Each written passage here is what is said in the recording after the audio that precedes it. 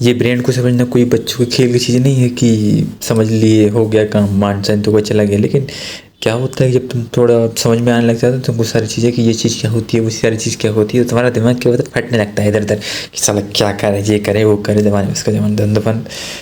फिर लगता है कि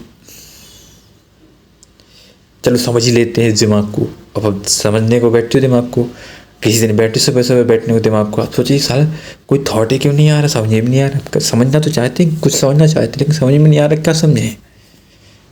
तो इसी में दिमाग चला जाता है कि साला कि ये हो क्यों रहा है। कभी कभी मन करता है कि नहीं हमको ये भी पढ़ना है, वो भी पढ़ना है, ये भी करना है, वो भी करना है, ठीक है। और हम सोच भी लेते हैं कि नहीं हम करना है, लेकिन हम करने जाते सोचते हैं डिसीजन पैरालिसिस हो जाता है, चॉइसेस पैरालिसिस हो जाता है कि इसको पकड़ूं, इसको पकड़ूं, उसको पकड़ूं, किसको पकड़ूं। इतना ज़्यादा भंडार हो जाता है कि सोले एक को छोड़ दूं तो दूसरे का ख्याल आता है, दूसरे को पकड़ लो तीसरा ख्याल आता है, फिर एक ख्याल और आता है कि ख्याल ही नहीं आता कि क्या करना है लेकिन पता ही नहीं क्या करना है।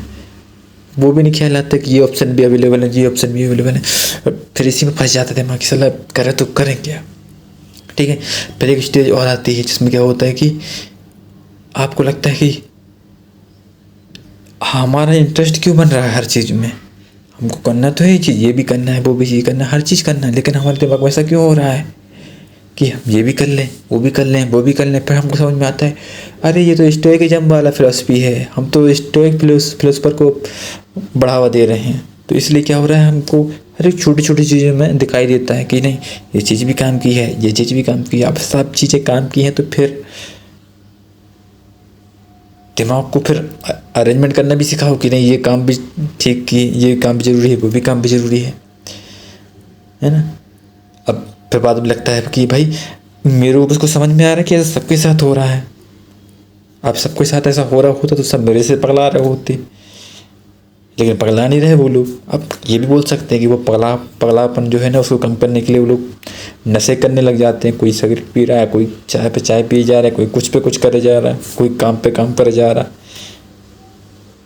फ्रस्ट्रेट हो जाता है आदमी, कुछ नहीं भी करो तो उसके पास काम रहता है। ये स्टोइक फिलोसफी का एक माइंडसेट होता है, पता नहीं ऐसा माइंडसेट कैसे बन गया कि कुछ भी है ना ये काम की वैल्यू है, भले उसकी कुछ वैल्यू नहीं लगती लेकिन लगता है ये काम का है।